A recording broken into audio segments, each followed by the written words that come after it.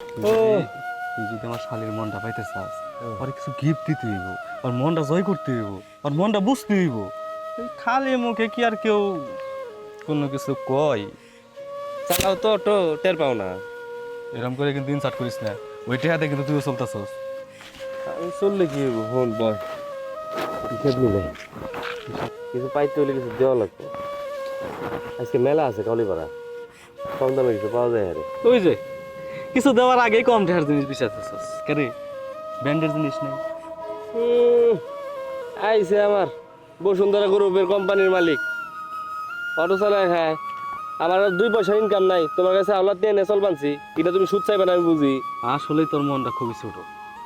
একটা ভালোবাসার মানুষকে কোনো জিনিস দিতে হইলে ভালো জিনিস দিতে হয়। তুই ওই চক বাজারের জিনিস বিশ্বাস না, ব্র্যান্ডের জিনিস দিবি, দেখবি ও তার থেকে হয়ে গেছে, তোরে ভালোবেসে হয়।